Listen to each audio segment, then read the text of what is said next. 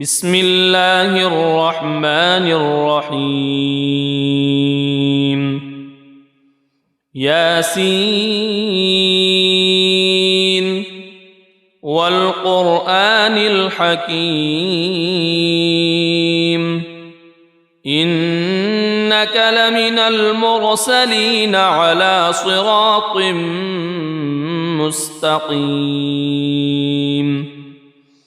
تنزيل العزيز الرحيم لتنذر قوما ما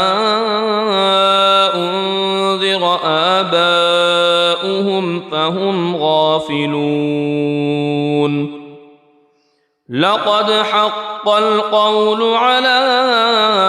أكثرهم فهم لا يؤمنون إنا جعلنا في أعناقهم أغلالا فهي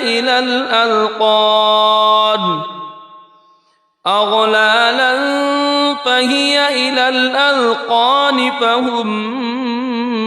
مقمحون وجعلنا من بين أيديهم سدا ومن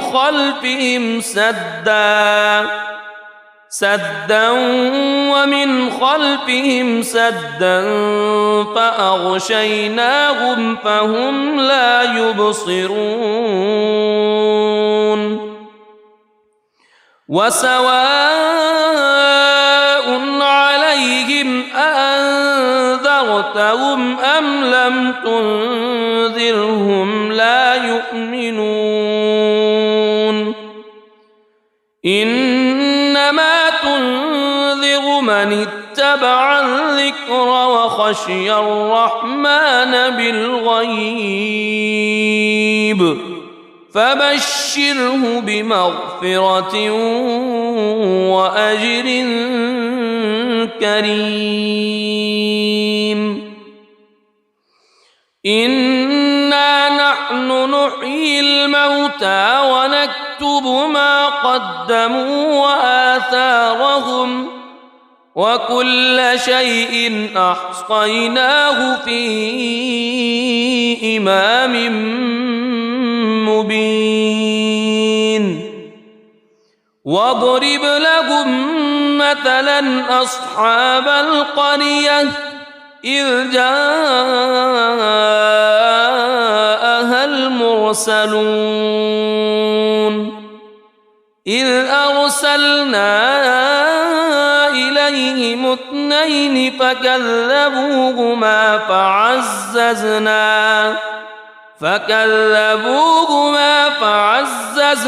بثالث فقالوا إنا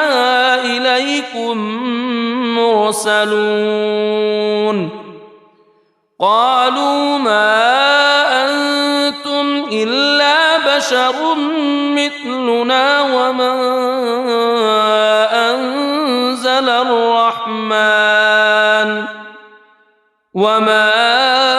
أنزل الرحمن من شيء إن أنتم إلا تكذبون قالوا ربنا يعلم إنا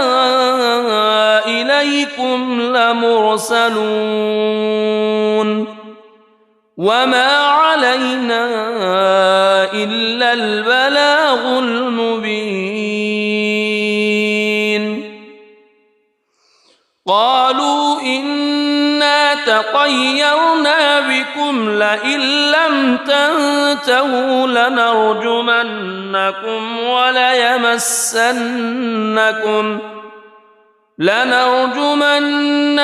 وليمسنكم منا عذاب أليم قالوا طائركم معكم أئن ذكرتم بل أنتم قوم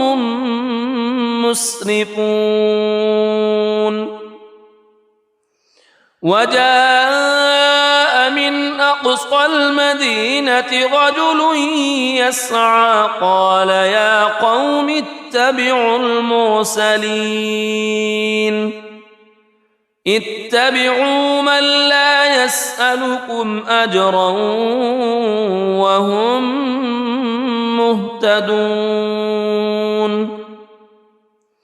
وما لي لا أعبد الذي فطرني وإليه ترجعون أأتخذ من دونه آلهة إن يردني الرحمن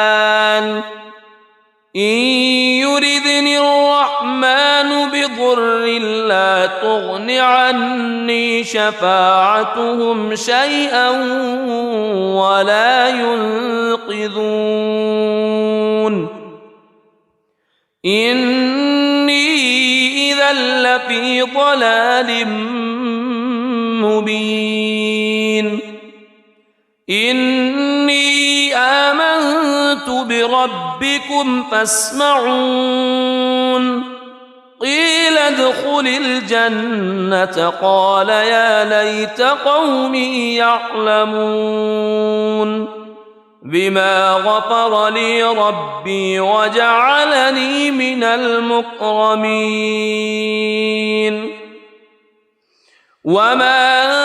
أنزلنا على قومه من بعده من جند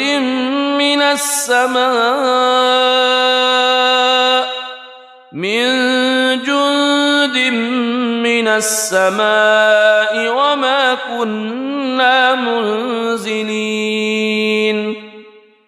إن كانت إلا صيحة واحدة فإذا هم خامدون يا حسرة على العباد ما يأتيهم من رسول إلا كانوا به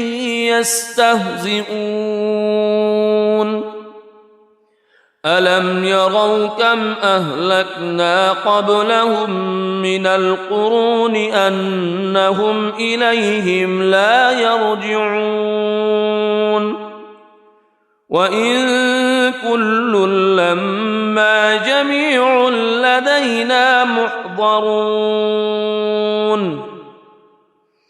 وآية لهم الأرض الميتة أحييناها وأخرجنا منها حبا فمنه يأكلون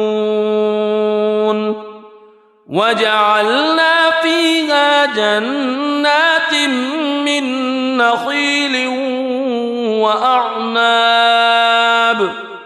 من نخيل وأعناب وفجرنا فيها من العيون ليأكلوا من ثمره وما عملته أيديهم أفلا يشكرون سبحان الذي خلق الأزواج كلها مما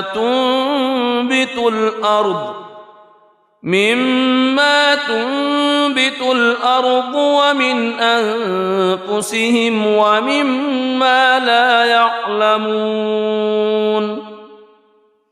وآية لهم الليل نسلخ منه النهار فإذا هم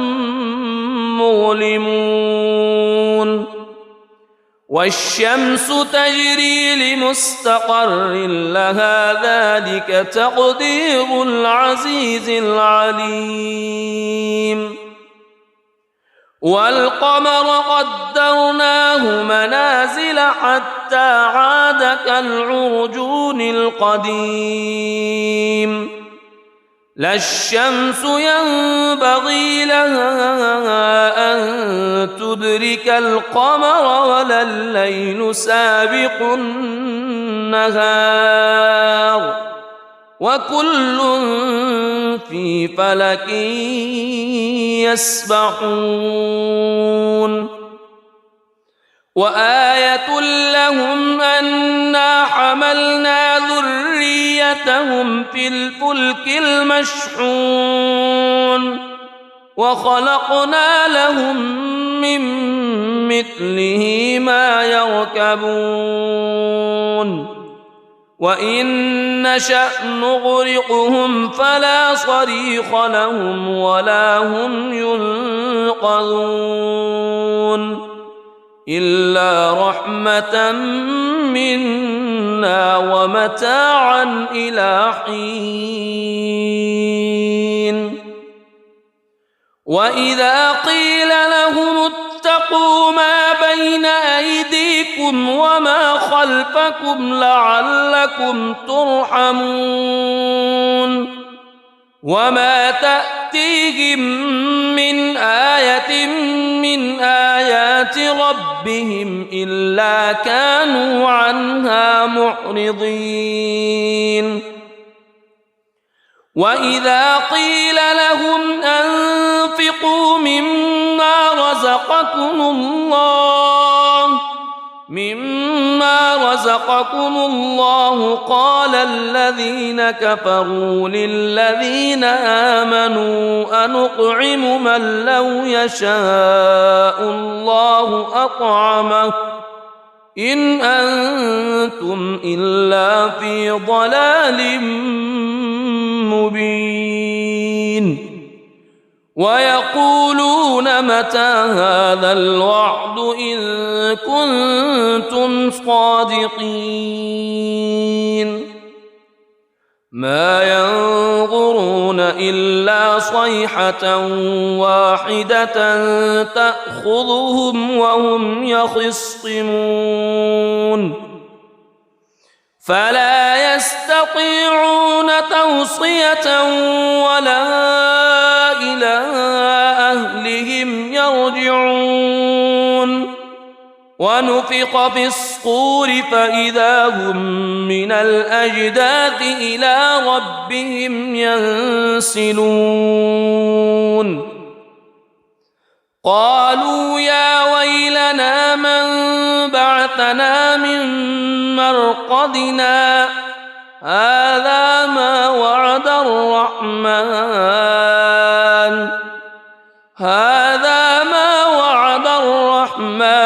وصدق المرسلون إن كانت إلا صيحة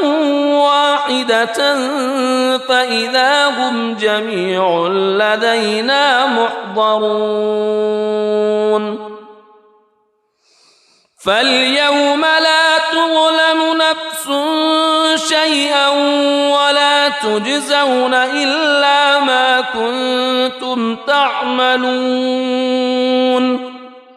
إن أصحاب الجنة اليوم في شغل فاكهون هم وأزواجهم في ظلال على الأرائك متكئون لهم فيها فاكهة ولهم ما يدعون سلام قولا من رب رحيم وامتازوا اليوم أيها المجرمون ألم أعهد إليكم يا بني ألا تعبدوا الشيطان ألم أعهد إليكم يا بني آدم ألا تعبدوا الشيطان إنه لكم عدو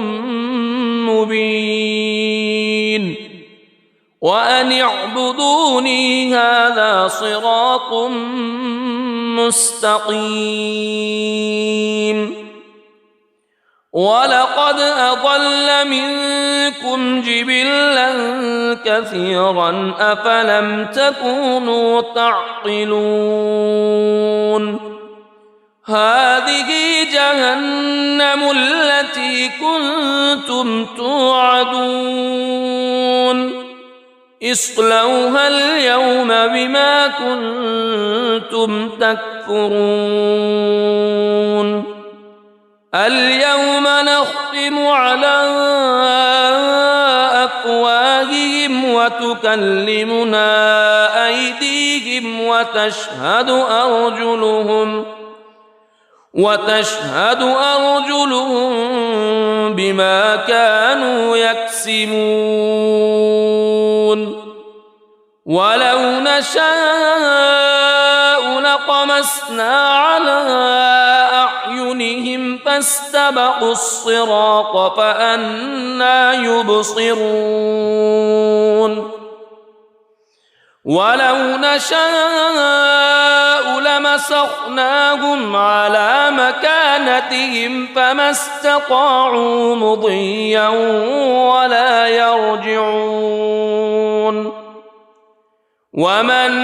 نعمره ننكسه في الخلق أفلا يعقلون وما علمناه الشعر وما ينبغي له إن هو إلا ذكر وقرآن مبين لينذر من كان حيا ويحق القول على الكافرين أولم يروا أنا خلقنا لهم مما عملت أيدينا أنعاما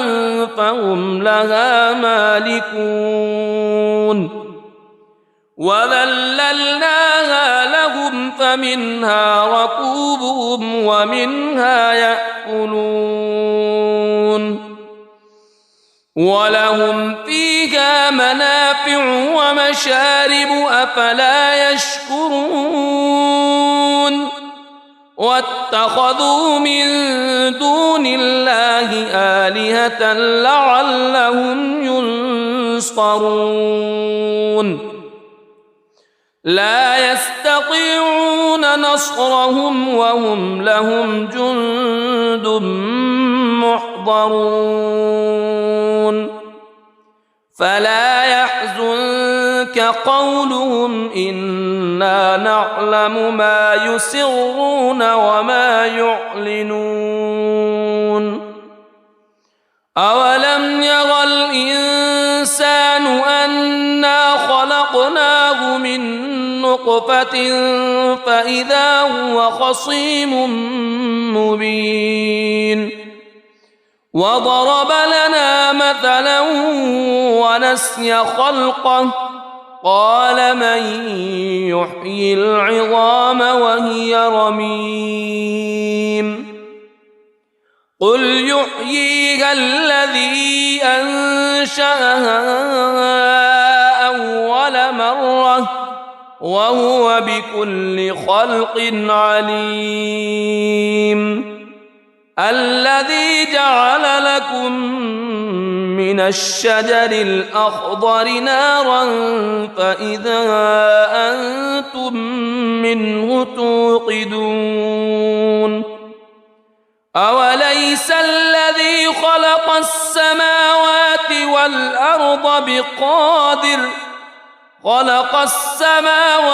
والأرض بقادر على أن يخلق مثلهم بلى وهو الخلاق العليم إنما أمره إذا أراد شيئا أن يقول له كن فيكون فسبحان الذي بيده ملكوت كل شيء وإليه ترجعون بسم الله الرحمن الرحيم الرحمن علم القرآن خلق الإنسان علمه البيان الشمس والقمر بحسبان والنجم والشجر يسجدان والسماء رفعها ووضع الميزان ألا تطغوا في الميزان وأقيموا الوزن بالقسط ولا تخسروا الميزان والأرض وضعها للأنام فيها فاكهة والنخل ذات الأكمام والحب ذو العصف والريحان فبأي آلاء ربكما تكذبان خلق الإنسان من صلصال كالفخار وخلق الجان من مارج من نار فبأي آلاء ربكما تكذبان رب المشرقين ورب المغربين فبأي آلاء ربكما تكذبان مرج البحرين يلتقيان بينهما برزخ لا يبغيان فبأي آلاء ربكما تكذبان يخرج منهما اللؤلؤ والمرجان فبأي آلاء ربكما تكذبان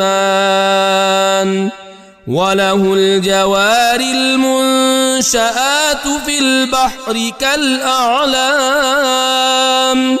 فبأي آلاء ربكما تكذبان كل من عليها فان ويبقى وجه ربك ذو الجلال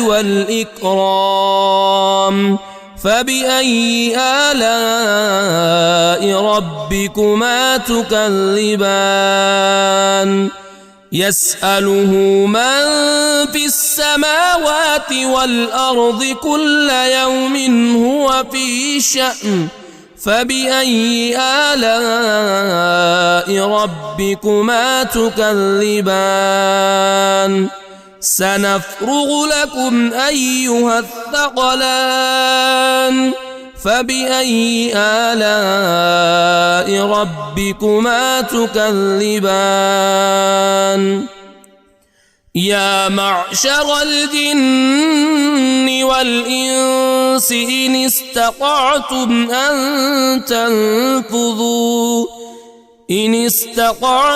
أن تنفذوا من أقطار السماوات والأرض فانفذوا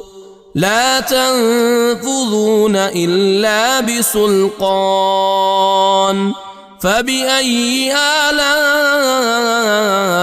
ربكما تكذبان يرسل عليكما شواظ من نار ونحاس فلا تنتصران فبأي آلاء ربكما تكذبان فإذا انشقت السماء فكانت وردة كالدهان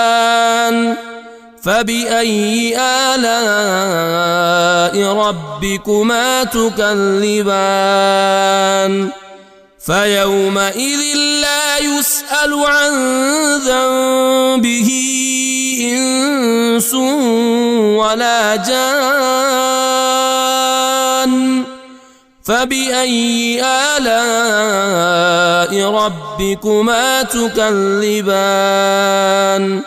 يعرف المجرمون بسيماهم فيؤخذ بالنواصي والأقدام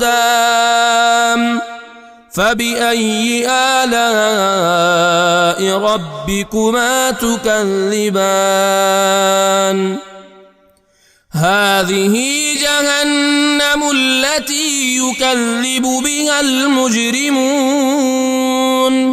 يطوفون بينها وبين حميم آن فبأي آلاء ربكما تكذبان ولمن خاف مقام ربه جنتان فبأي آلاء ربكما تكذبان ذواتا أفنان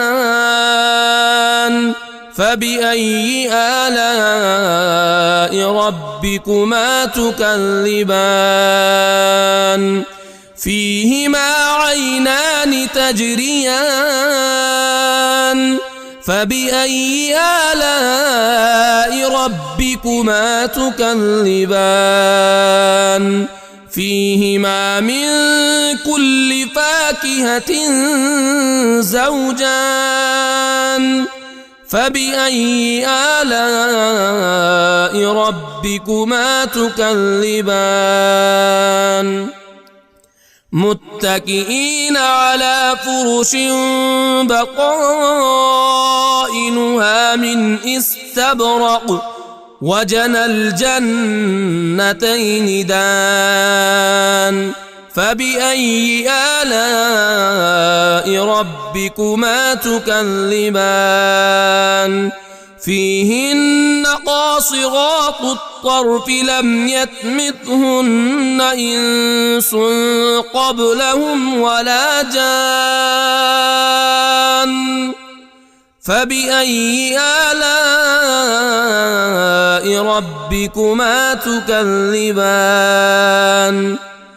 كأنهن الياقوت والمرجان فبأي آلاء ربكما تكذبان هل جزاء الإحسان إلا الإحسان فبأي آلاء ربكما تكذبان ومن دونهما جنتان فبأي آلاء ربكما تكذبان مدهامتان فبأي آلاء ربكما تكذبان فيهما عينان نضاختان فبأي آلاء ربكما تكذبان فيهما فاكهة ونخل ورمان فبأي آلاء ربكما تكذبان فيهن خيرات حسان فبأي آلاء ربكما تكذبان حور مقصورات في الخيام فبأي آلاء ربكما تكذبان لم يطمثهن إنس قبلهم ولا جان فبأي آلاء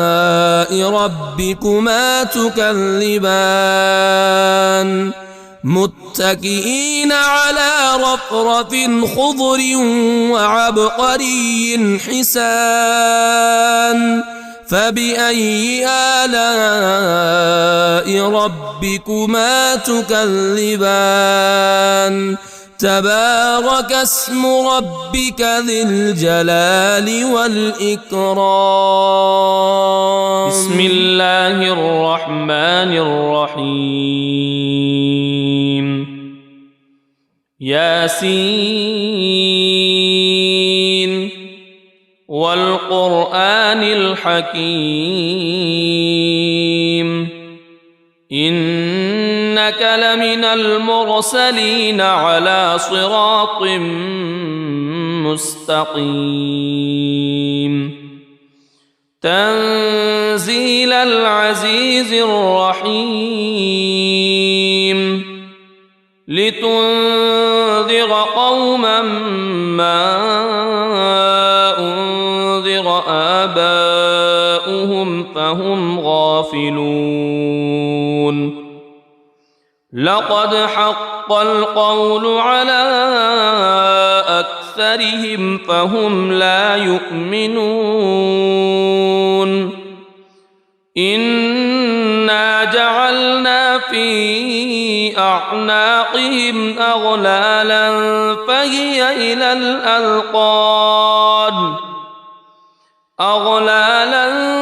فهي إلى الأذقان فهم مقمحون وجعلنا من بين أيديهم سدا ومن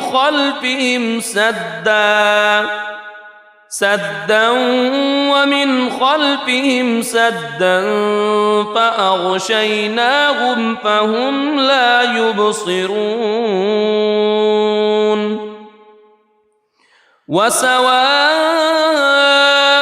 عليهم أأنذرتهم أم لم تنذرهم لا يؤمنون إنما تنذر من اتبع الذكر وخشي الرحمن بالغيب فبشره بمغفرة وأجر كريم إنا نحن نحيي الموتى ونكتب ما قدموا وآثارهم وكل شيء أحصيناه في إمام مبين واضرب لهم مثلا أصحاب القرية إذ جاءها المرسلون إذ أرسلنا إليهم اثنين فكذبوهما فعززنا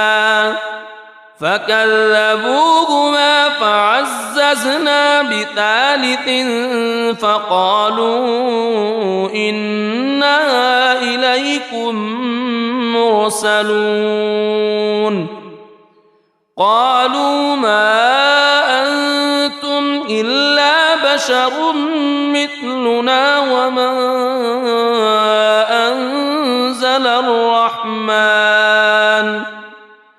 وما أنزل الرحمن من شيء إن أنتم إلا تكذبون قالوا ربنا يعلم إنا إليكم لمرسلون وما علينا إلا البلاغ المبين قالوا إنا تطيرنا بكم لئن لم تنتهوا لنرجمنكم وليمسنكم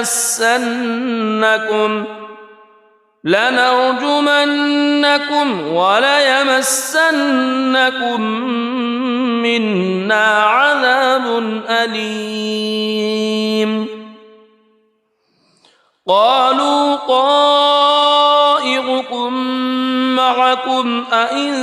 ذكرتم بل أنتم قوم مسرفون وجاء من أقصى المدينة رجل يسعى قال يا قوم اتبعوا المرسلين اتبعوا من لا يسألكم أجرا وهم مهتدون وما لي لا أعبد الذي فطرني وإليه ترجعون أأتخذ من دونه آلهة إن يردني الرحمن بضر لا تغن عني شفاعتهم شيئا ولا ينقذون إني إذا لفي ضلال مبين إني آمنت بربكم فاسمعون قيل ادخل الجنة قال يا ليت قومي يعلمون بما غفر لي ربي وجعلني من المكرمين وما أنزلنا على قومه من بعده من جند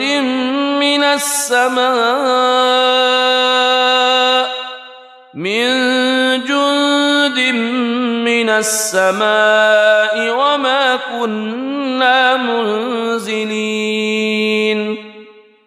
إن كانت إلا صيحة واحدة فإذا هم خامدون يا حسرة على العباد ما يأتيهم من رسول إلا كانوا به يستهزئون ألم يروا كم أهلكنا قبلهم من القرون أنهم إليهم لا يرجعون وإن كل لما جميع لدينا محضرون وآية لهم الأرض الميتة أحييناها وأخرجنا منها حبا فمنه يأكلون وجعلنا فيها جنات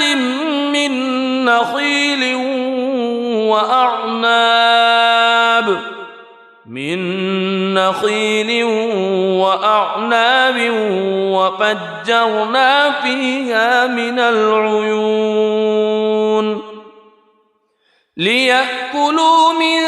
ثمره وما عملته أيديهم أفلا يشكرون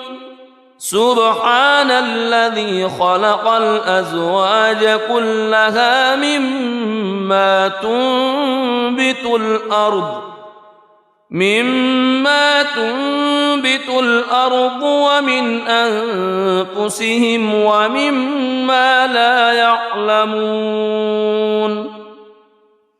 وآية لهم الليل نسلخ منه النهار فإذا هم مظلمون والشمس تجري لمستقر لها ذلك تقدير العزيز العليم والقمر قدرناه منازل حتى عاد كالعرجون القديم لا الشمس ينبغي لها أن تدرك القمر ولا الليل سابق النهار وكل في فلك يسبحون وآية لهم أنا حملنا ذريتهم في الفلك المشحون وخلقنا لهم من مثله ما يركبون وإن نشأ نغرقهم فلا صريخ لهم ولا هم ينقذون إلا رحمة منا ومتاعا إلى حين وإذا قيل لهم اتقوا ما بين أيديكم وما خلفكم لعلكم ترحمون وما تأتيهم من آية من آيات ربهم إلا كانوا عنها معرضين وإذا قيل لهم أنفقوا مما رزقكم الله قال الذين كفروا للذين آمنوا أنطعم من لو يشاء الله أطعمه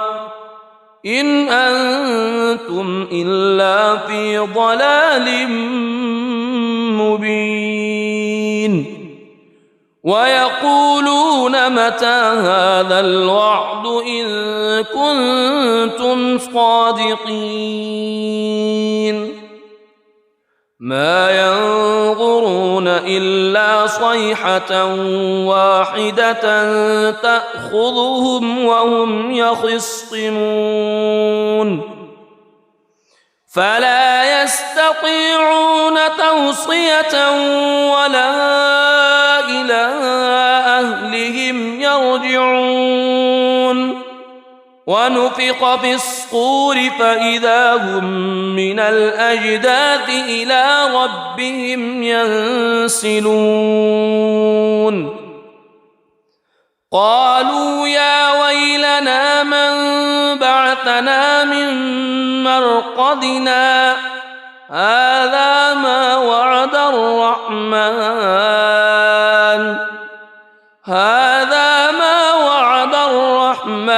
وصدق المرسلون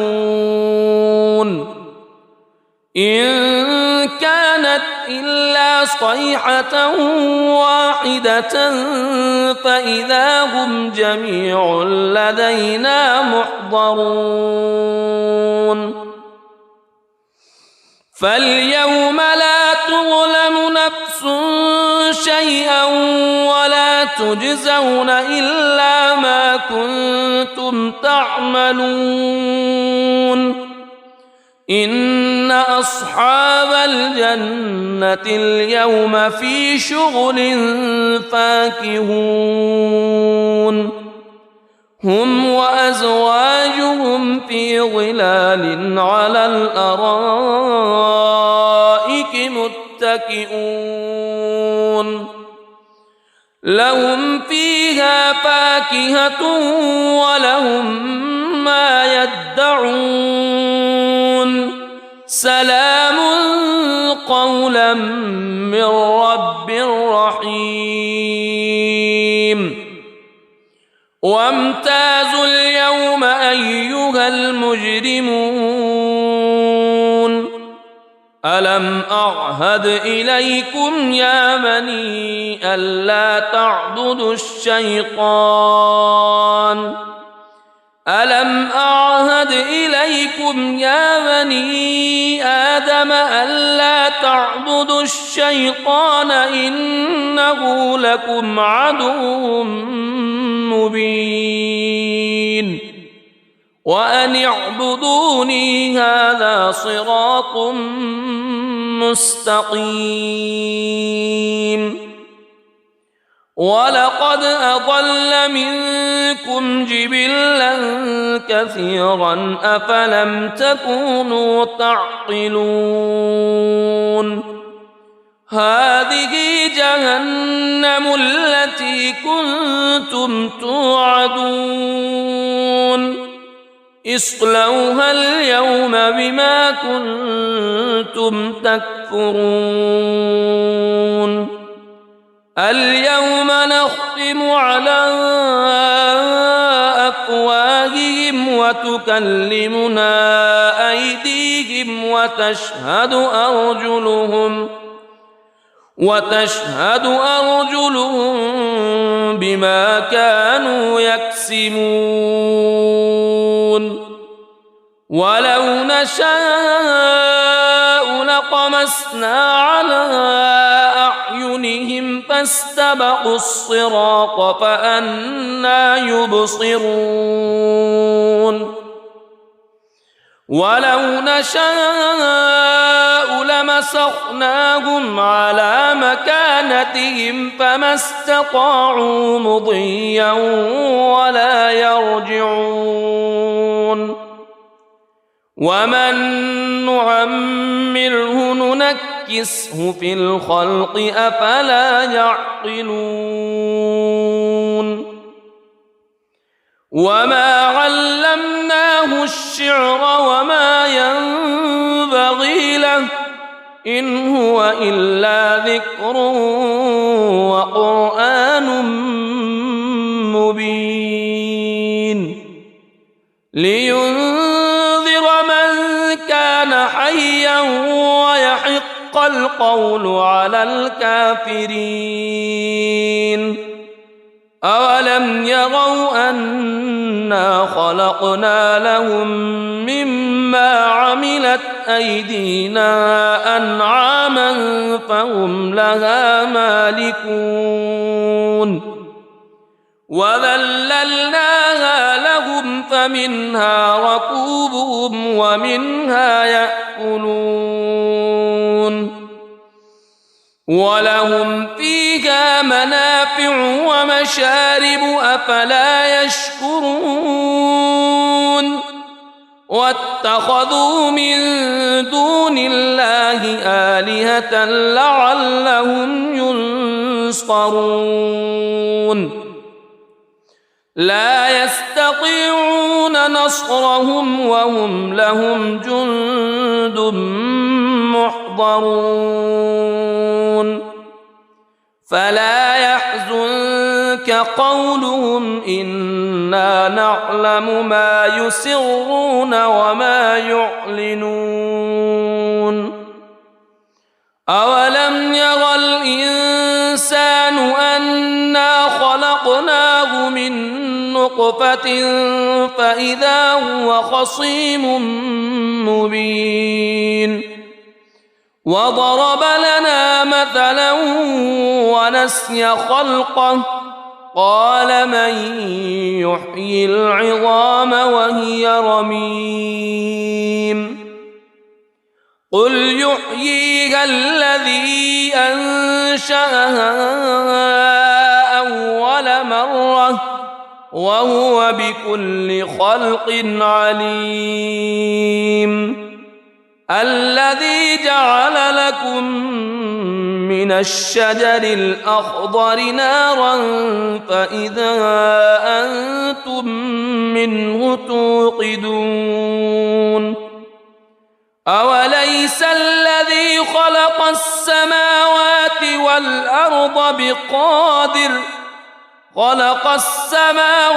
والأرض بقادر على أن يخلق مثلهم بلى وهو الخلاق العليم إنما أمره إذا أراد شيئا أن يقول له كن فيكون فسبحان الذي بيده ملكوت كل شيء وإليه ترجعون. بسم الله الرحمن الرحيم. الرحمن علم القرآن خلق الإنسان علمه البيان. الشمس والقمر بحسبان والنجم والشجر يسجدان. والسماء رفعها ووضع الميزان ألا تطغوا في الميزان وأقيموا الوزن بالقسط ولا تخسروا الميزان. والأرض وضعها للأنام فيها فاكهة والنخل ذات الأكمام والحب ذو العصف والريحان. فبأي آلاء ربكما تكذبان؟ خلق الإنسان من صلصال كالفخار وخلق الجان من مارج من نار. فبأي آلاء ربكما تكذبان؟ رب المشرقين ورب المغربين. فبأي آلاء ربكما تكذبان؟ مرج البحرين يلتقيان بينهما برزخ لا يبغيان. فبأي آلاء ربكما تكذبان؟ يخرج منهما اللؤلؤ والمرجان. فبأي آلاء ربكما تكذبان؟ وله الجوار المنشآت في البحر كالأعلام. فبأي آلاء ربكما تكذبان؟ كل من عليها فان ويبقى وجه ربك ذو الجلال والإكرام. فبأي آلاء ربكما تكذبان؟ يسأله من في السماوات والأرض كل يوم هو في شأن. فبأي آلاء ربكما تكذبان؟ سنفرغ لكم أيها الثقلان. فبأي آلاء ربكما تكذبان؟ يا معشر الجن والإنس إن استطعتم أن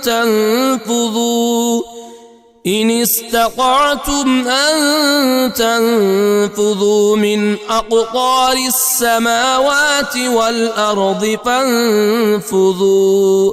لا تنفذون إلا بسلطان. فبأي آلاء ربكما تكذبان؟ يرسل عليكما شواظ من نار ونحاس فلا تنتصران. فبأي آلاء ربكما تكذبان فإذا انشقت السماء فكانت وردة كالدهان فبأي آلاء ربكما تكذبان فيومئذ لا يسأل عن ذنبه إنس ولا جان فبأي آلاء ربكما تكذبان يعرف المجرمون بسيماهم فيؤخذ بالنواصي والأقدام فبأي آلاء ربكما تكذبان هذه جهنم التي يكذب بها المجرمون يطوفون بينها وبين حميم آن فبأي آلاء ربكما تكذبان ولمن خاف مقام ربه جنتان فبأي آلاء ربكما تكذبان ذواتا أفنان فبأي آلاء ربكما تكذبان فيهما عينان تجريان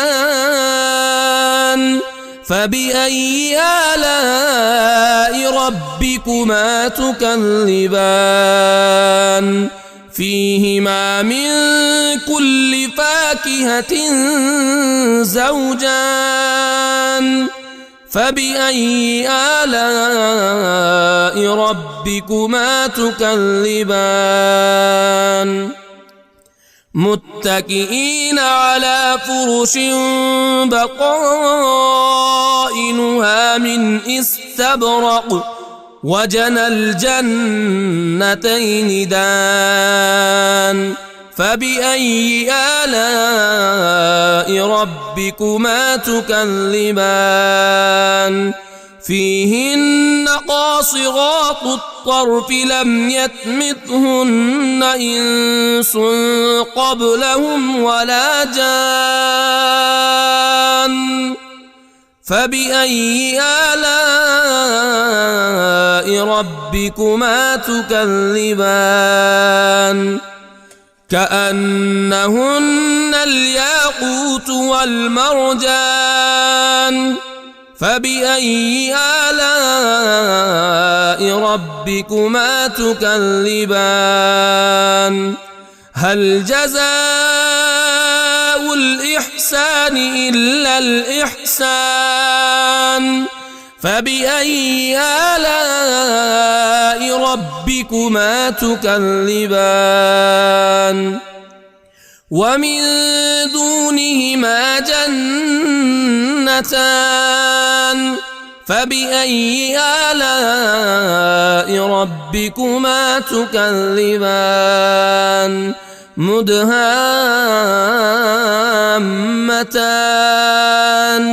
فبأي آلاء ربكما تكذبان فيهما عينان نضاختان فبأي آلاء ربكما تكذبان فيهما فاكهة ونخل ورمان فبأي آلاء ربكما تكذبان فيهن خيرات حسان فبأي آلاء ربكما تكذبان حور مقصورات في الخيام فبأي آلاء ربكما تكذبان لم يطمثهن إنس قبلهم ولا جان فبأي آلاء ربكما تكذبان متكئين على رفرف خضر وعبقري حسان فبأي آلاء ربكما تكذبان تبارك اسم ربك ذي الجلال والإكرام بسم الله الرحمن الرحيم ياسين والقرآن الحكيم إنك لمن المرسلين على صراط مستقيم تنزيل العزيز الرحيم لتنذر قوما ما أنذر آباؤهم فهم غافلون لقد حق القول على أكثرهم فهم لا يؤمنون إنا جعلنا في أعناقهم أغلالا فهي إلى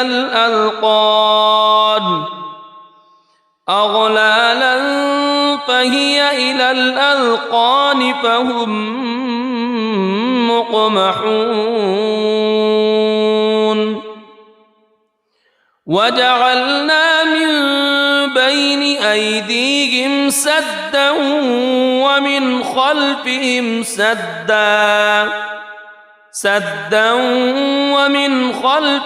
سدا فأغشيناهم فهم لا يبصرون وسواء عليهم أأنذرتهم أم لم تنذرهم لا يؤمنون إنما تنذر من اتبع الذكر وخشي الرحمن بالغيب فبشره بمغفرة وأجر كريم إنا نحن نحيي الموتى ونكتب ما قدموا وآثارهم وكل شيء أحصيناه في إمام مبين واضرب لهم مثلا أصحاب القرية إذ جاءها المرسلون إذ أرسلنا إليهم اثنين فكذبوهما فعززنا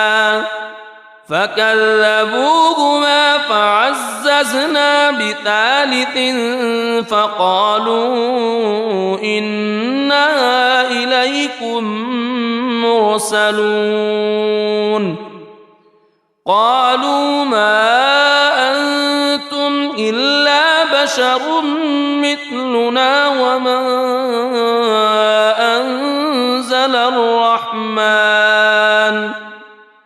وما أنزل الرحمن من شيء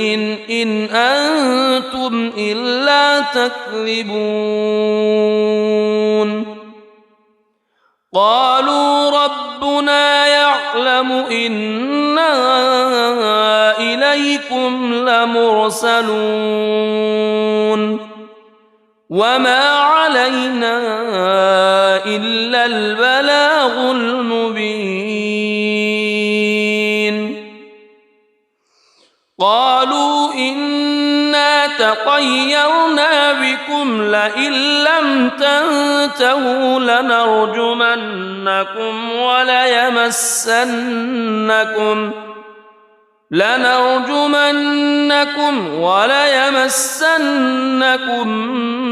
منا عذاب أليم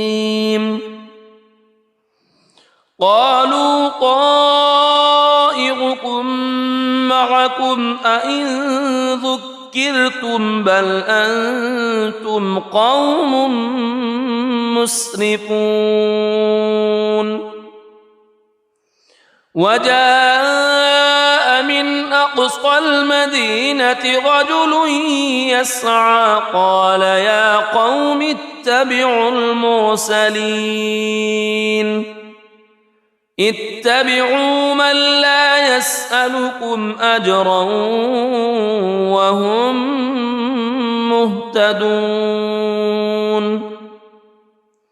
وما لي لا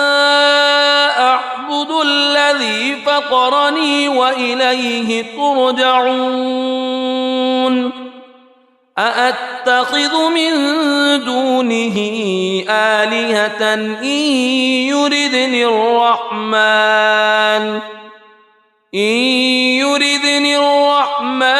بضر لا تغن عني شفاعتهم شيئا ولا ينقذون إني إذا لفي ضلال مبين إني آمنت بربكم فاسمعون قيل ادخل الجنة قال يا ليت قومي يعلمون بما غفر لي ربي وجعلني من المكرمين وما أنزلنا على قومه من بعده من جند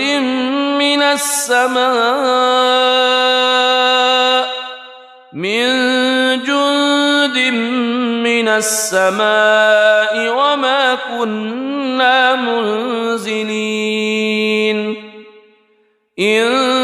كانت إلا صيحة واحدة فإذا هم خامدون يا حسرة على العباد ما يأتيهم من رسول إلا كانوا به يستهزئون ألم يروا كم أهلكنا قبلهم من القرون أنهم إليهم لا يرجعون وإن كل لما جميع لدينا محضرون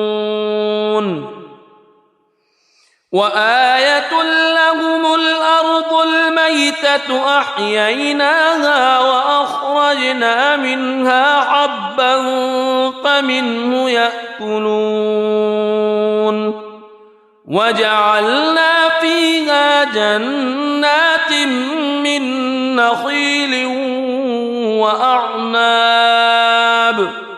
من نخيل وأعناب وفجرنا فيها من العيون ليأكلوا من ثمره وما عملته أيديهم أفلا يشكرون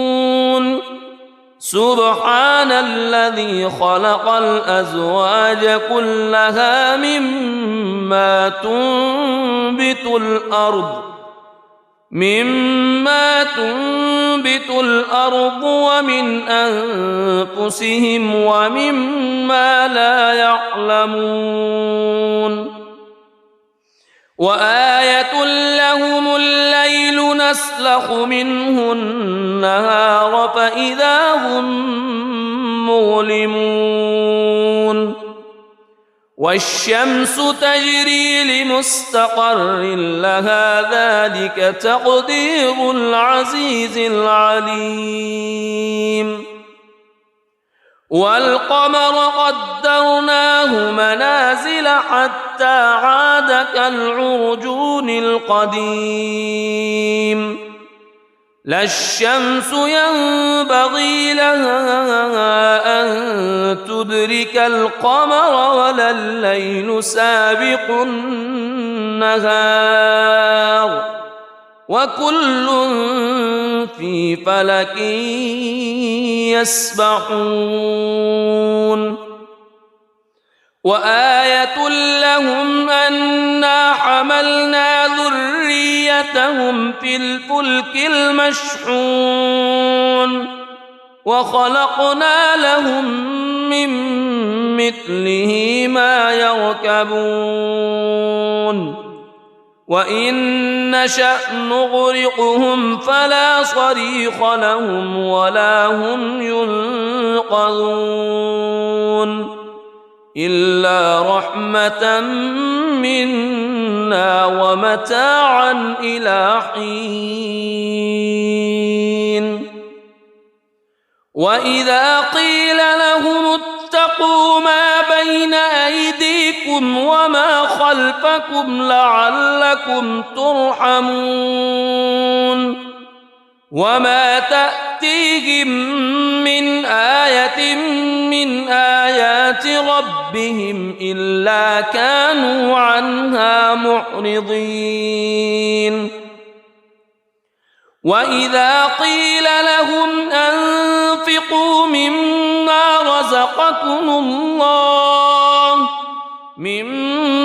رزقكم الله قال الذين كفروا للذين آمنوا أنطعم من لو يشاء الله أطعمه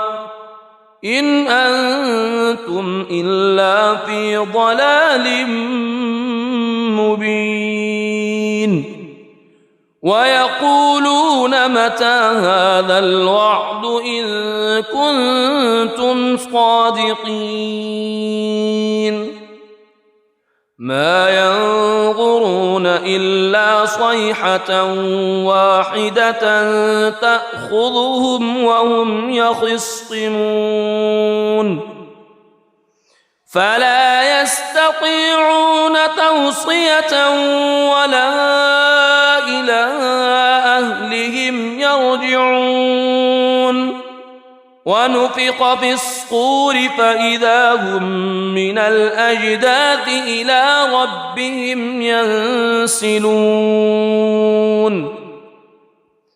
قالوا يا ويلنا من بعثنا من مرقدنا هذا ما وعد الرحمن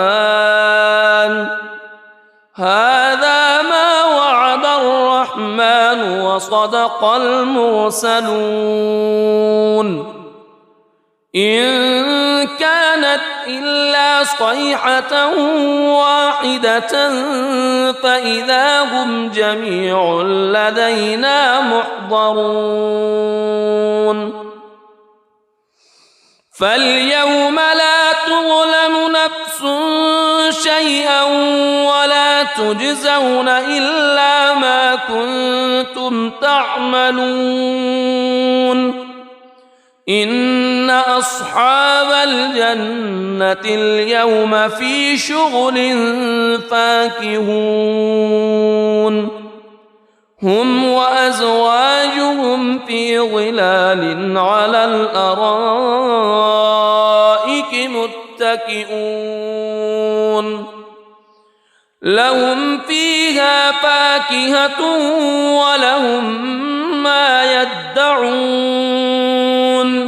سلام قولا من رب رحيم وامتازوا اليوم أيها المجرمون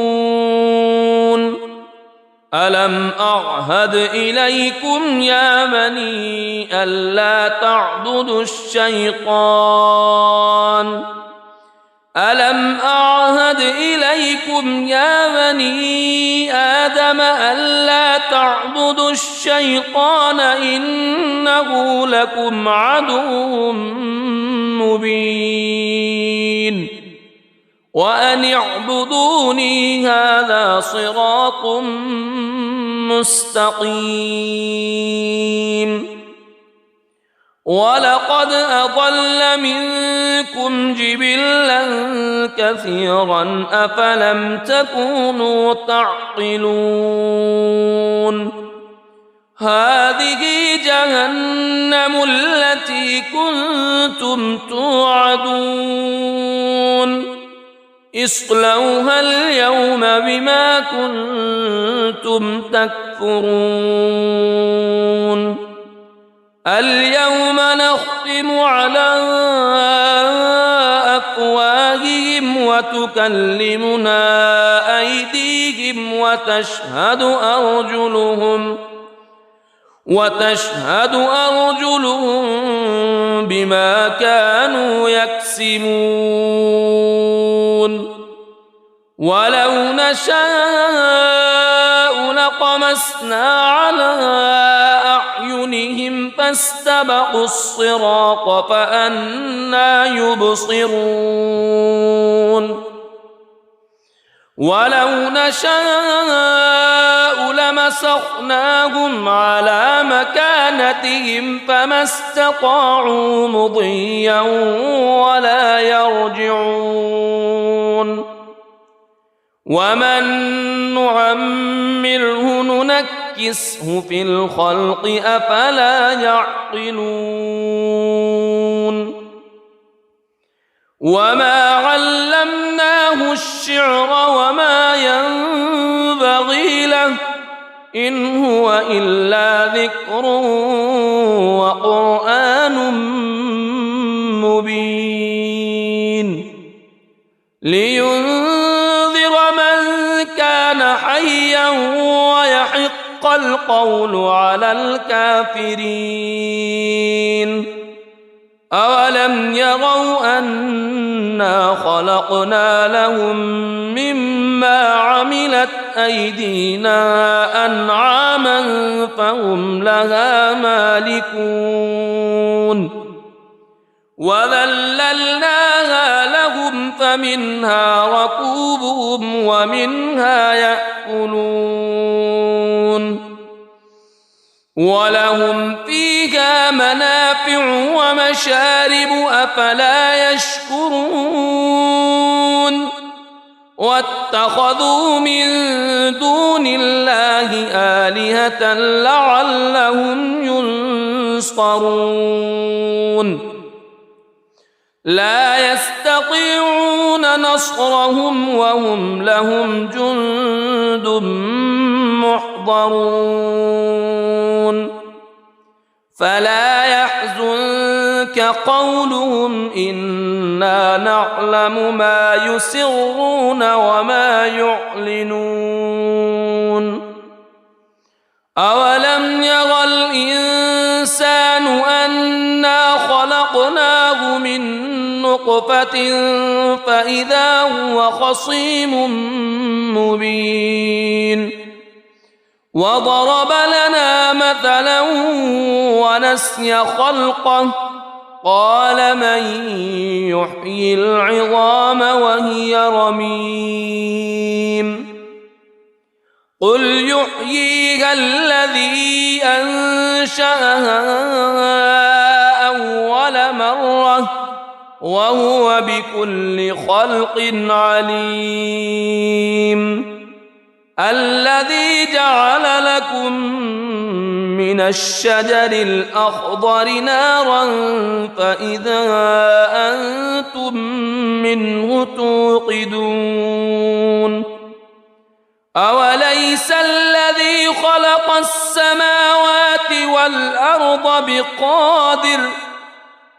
السماوات والأرض بقادر على أن يخلق مثلهم بلى وهو الخلاق العليم إنما أمره إذا أراد شيئا أن يقول له كن فيكون فسبحان الذي بيده ملكوت كل شيء وإليه ترجعون. بسم الله الرحمن الرحيم. الرحمن علم القرآن خلق الإنسان علمه البيان الشمس والقمر بحسبان والنجم والشجر يسجدان والسماء رفعها ووضع الميزان ألا تطغوا في الميزان وأقيموا الوزن بالقسط ولا تخسروا الميزان والأرض وضعها للأنام فيها فاكهة والنخل ذات الأكمام والحب ذو العصف والريحان فبأي آلاء ربكما تكذبان خلق الإنسان من صلصال كالفخار وخلق الجان من مارج من نار فبأي آلاء ربكما تكذبان رب المشرقين ورب المغربين فبأي آلاء ربكما تكذبان مرج البحرين يلتقيان بينهما برزخ لا يبغيان فبأي آلاء ربكما تكذبان يخرج منهما اللؤلؤ والمرجان فبأي آلاء ربكما تكذبان وله الجوار المنشآت في البحر كالأعلام فبأي آلاء ربكما تكذبان كل من عليها فان ويبقى وجه ربك ذو الجلال والإكرام فبأي آلاء ربكما تكذبان يسأله من في السماوات والأرض كل يوم هو في شأن فبأي آلاء ربكما تكذبان سنفرغ لكم أيها الثقلان فبأي آلاء ربكما تكذبان يا معشر الجن والإنس إن استطعتم إن استطعتم أن تنفذوا من أقطار السماوات والأرض فانفذوا لا تنفذون إلا بسلطان فبأي آلاء ربكما تكذبان يرسل عليكما شواظ من نار ونحاس فلا تنتصران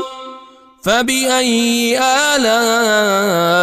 ربكما تكذبان فإذا انشقت السماء فكانت وردة كالدهان فبأي آلاء ربكما تكذبان فيومئذ لا يسأل عن ذنبه إنس ولا جان فبأي آلاء ربكما تكذبان يعرف المجرمون بسيماهم فيؤخذ بالنواصي والأقدام فبأي آلاء ربكما تكذبان هذه جهنم التي يكذب بها المجرمون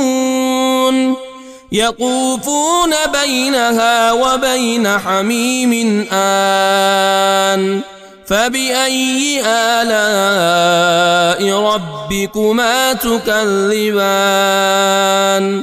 ولمن خاف مقام ربه جنتان فبأي آلاء ربكما تكذبان ذواتا أفنان فبأي آلاء ربكما تكذبان فيهما عينان تجريان فبأي آلاء ربكما تكذبان فيهما من كل فاكهة زوجان فبأي آلاء ربكما تكذبان متكئين على فرش بطائنها من استبرق وجنى الجنتين دان فبأي آلاء ربكما تكذبان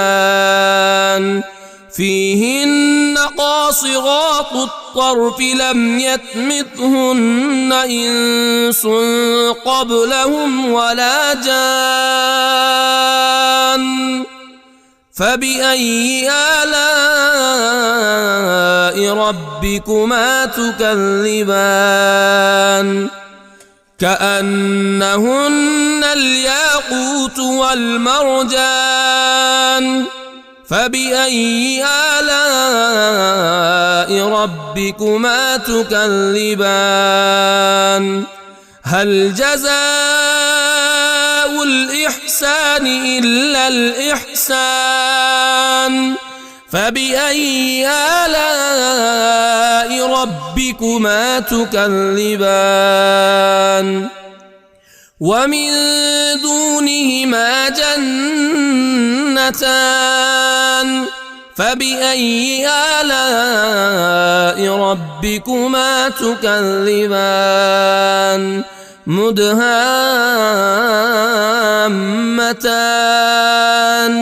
فبأي آلاء ربكما تكذبان فيهما عينان نضاختان فبأي آلاء ربكما تكذبان فيهما فاكهة ونخل ورمان فبأي آلاء ربكما تكذبان فيهن خيرات حسان فبأي آلاء ربكما تكذبان حور مقصورات في الخيام فبأي آلاء ربكما تكذبان لم يطمثهن إنس قبلهم ولا جان فبأي آلاء ربكما تكذبان متكئين على رفرف خضر وعبقري حسان فبأي آلاء ربكما تكذبان تبارك اسم ربك ذي الجلال والإكرام